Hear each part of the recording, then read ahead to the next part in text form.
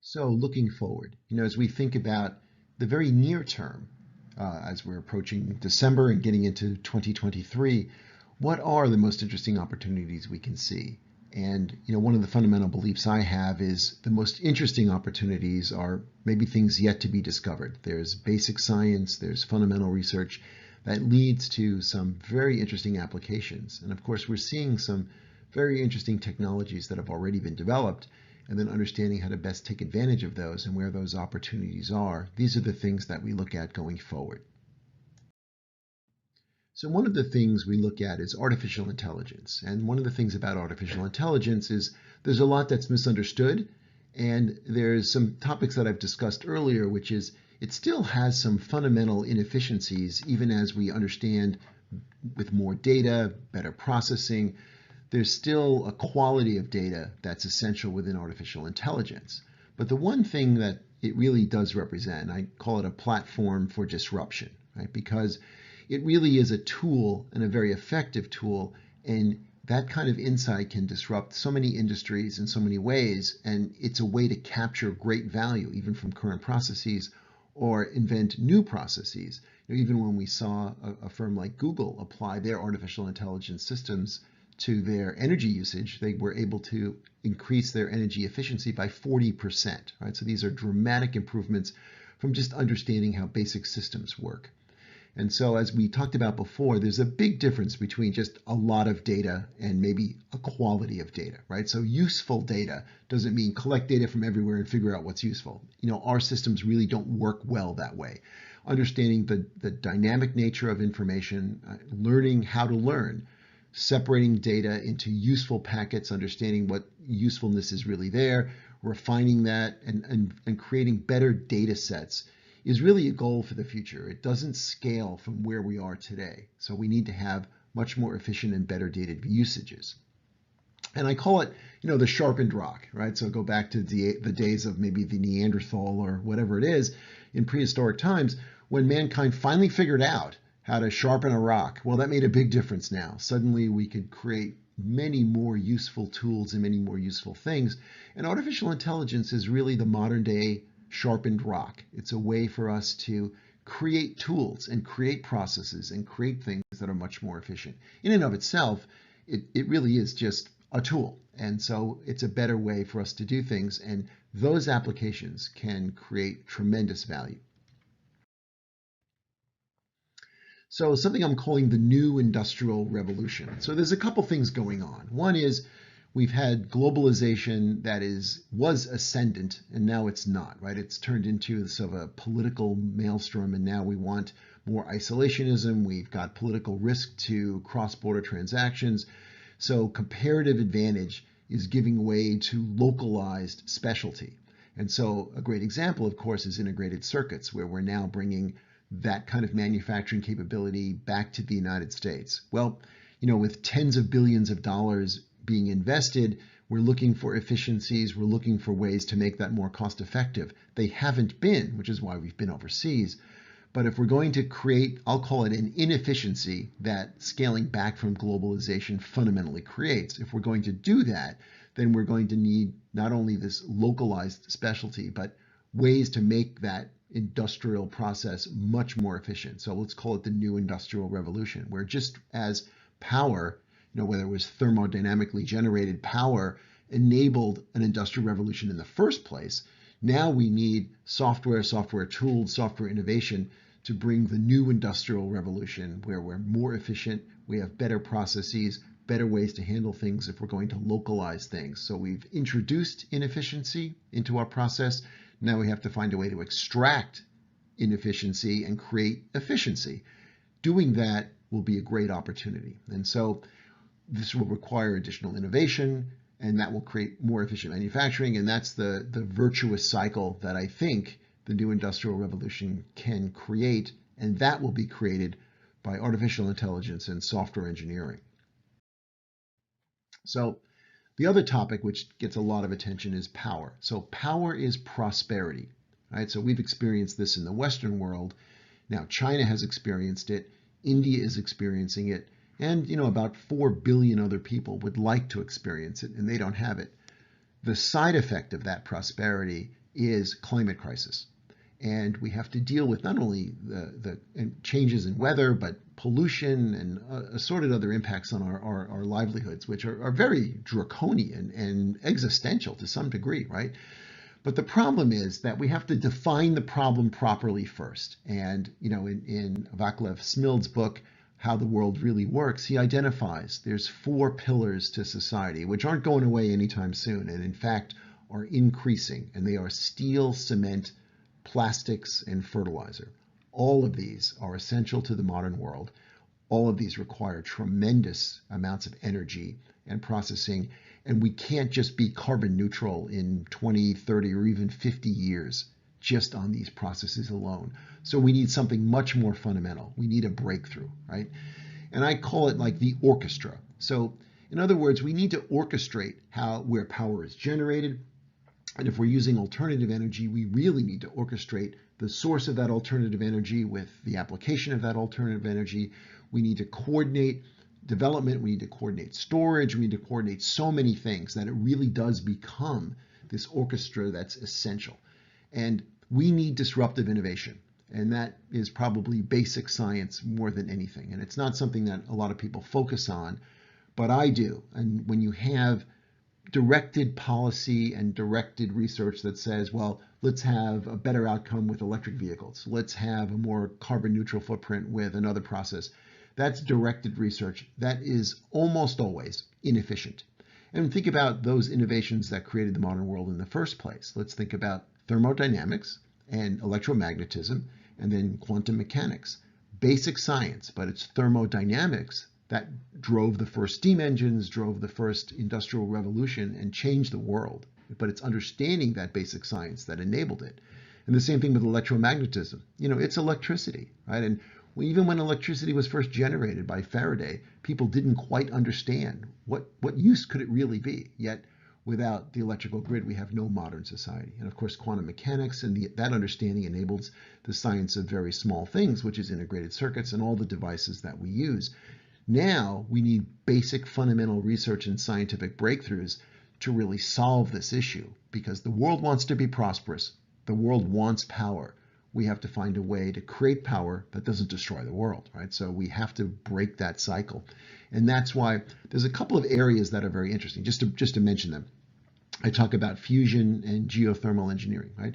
So this is some basic science that still needs a lot of work. Now, of course, fusion energy, the way the sun works, converting hydrogen to helium, would solve the Earth's energy problem. And it's a clean way of generating energy. It's also, right now, basically scientifically impossible. They're making some breakthroughs, but there's a joke that fusion energy has been 20 years away for 50 years. And that's true.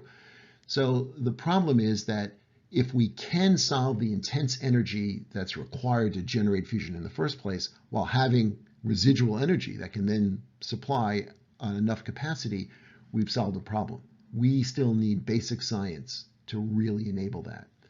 Geothermal engineering, well, the Earth's core is very hot. And if we can tap into that heat, we've also solved our problem with a very clean source of energy. Now, we need to drill down about 4,000 feet in order to get there. Right now, the best we can do is less than 2,000 feet.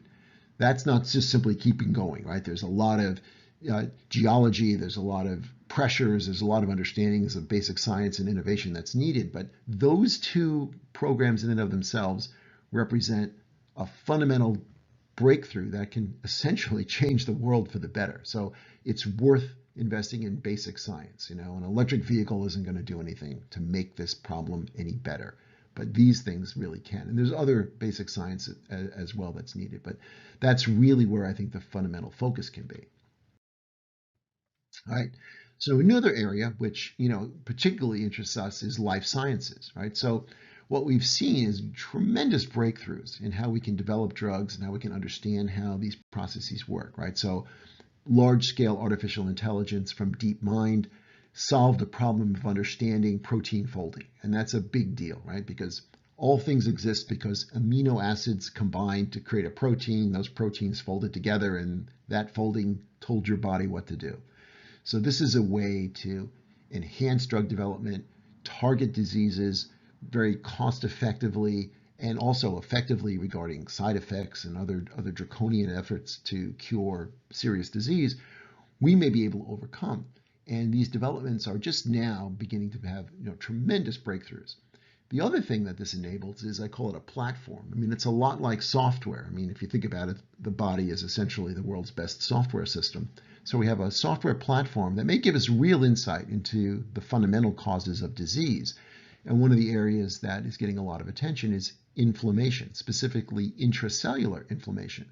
Because, for instance, there are 200 types of cancers that are categorized. Well, maybe there's really fundamentally at the cellular level or within a cell one cause for all of that. And maybe there's an understanding where we can now have a fundamental therapy that can treat so many diseases, because perhaps even heart disease and metabolic disease like diabetes and all of these things, they may ultimately just come from this sort of fundamental inflammation. Now that can be addressed, and that's where the intensity of software development, technology, artificial intelligence, data processing, all of these things can enable an understanding of this area, which is something we really didn't think about before.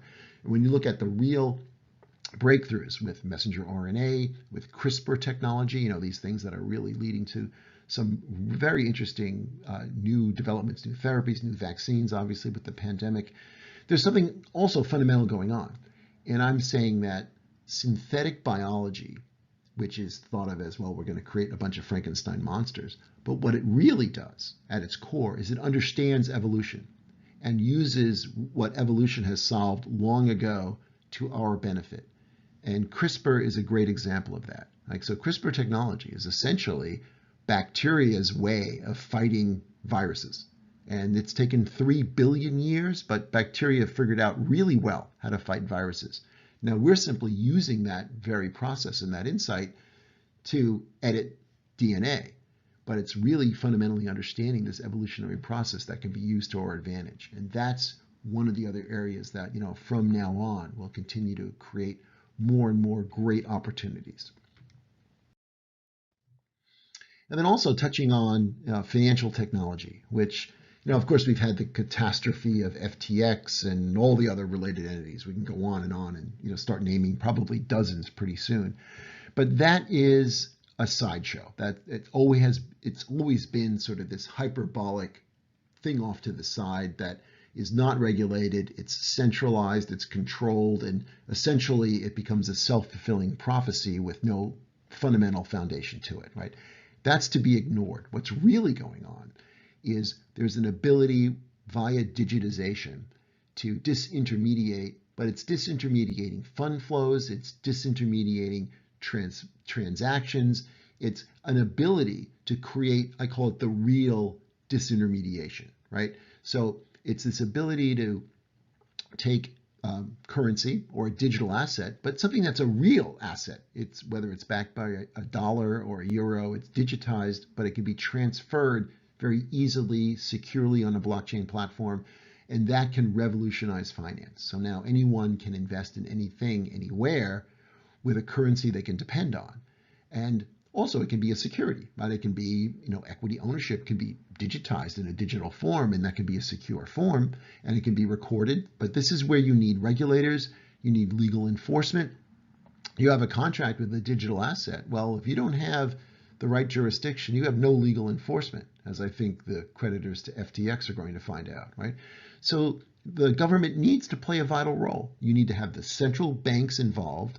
You need to have central governments involved, because you need enforcement, you need stable securities, you need stable valuations, but that enables tremendous opportunity for funds flows and investments and more commerce. And that's the real financial technology and the real evolution. But all of that needs to coexist. And you just can't have some made up coin that just a bunch of people buy as a speculative asset, but the greater fool eventually leaves. And as we've said, it's not musical chairs, because in this case, with those kinds of securities, when the music stops, there are no chairs. There's nothing left to sit on. But in this case, financial technology as digital infrastructure that's secure and regulated, and there's oversight and verification, that creates some very interesting, efficient business models. And so finally, one of the things that we've mentioned before, more than 10 years ago, we said, okay, software will eat the world, right? And software is still eating the world, right? Because these solutions in software become much more cost effective, much more dynamic. They can be applied more globally.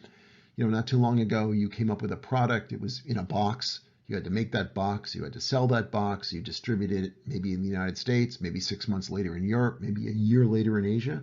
Now you flip a switch and you have global distribution. So that's one of the fundamental changes to products and distribution that software has enabled, among other things. Software now is sort of running the world on all systems, processes, platforms, and it's this kind of interconnection. Now that's existed already. Now we've talked about Web 3.0 as being maybe more hype than anything. It has its place because there's interactive creativity going on, but that is not what's really happening. It's cyberspace, right? It's doing things interactively on the web. It's a virtual interaction that already exists, right? We don't need to communicate in a virtual world of 3.0. We already communicate in a virtual world of Zoom, right? That's just cyberspace. So I call it Web 2.5 because it's not that disruptive and innovative, but it's an advancement. And we have an ability to create products in a more virtual environment. And that's very positive. So interconnection, communication, more efficiency to all those processes. But what does that really mean going forward? Well, it means that the intermediaries win. Like just in the days of the railroads, the picks and shovel guys made the most money. Well, now it's the intermediaries who are making the chips, making the software that enables the transfer of files, virtual file management, virtual data management, data networking, data edge management, communication management. These are the big opportunities. And whether or not you're creating some virtual world to play a game or do something else, that's fine, but that's not where the real big opportunity is and where the real modernization and efficiency, and I consider the disruption, is going to occur. Right? So sort of just to summarize all of this, we have artificial intelligence, which is really the modern version of the sharpened tool. It enables us to create so many other things that we just couldn't create before, and that will permeate all industry. Whether you think you're being impacted by software, you're always impacted by software. And this new industrial revolution means that we're starting to create inefficiencies by fragmenting the globalized world. Well, those inefficiencies need to be overcome. And that is what the new industrial revolution means. It means it's going to exist in software. It's going to be allocated more effectively. Communications need to be allocated more effectively. We need to have more localized, edge-based communication that's more effective and secure. And those are real development opportunities. Power is the key. How do we generate power? Because the world wants power. And that's billions more people will want power. That creates an existential crisis for us. We need to solve that problem because people are not going to give up their prosperity. And we've seen that many, many times over. And so we need to have fundamental scientific breakthrough. Basic knowledge needs to be enhanced. And therefore we need to have, on the long term, real innovation. And it is going to be a long term. We're not going to be carbon neutral by, pick it, 2035, 2050, maybe not even by 2070, right? We really need to make some fundamental breakthroughs if we're going to solve the problem. Even if it takes longer, a solution is better than just a bunch of inefficient approaches. And so within life sciences, what's really fascinating there is we're combining modern science with software, with developmental innovations, but also understanding what evolution is really doing.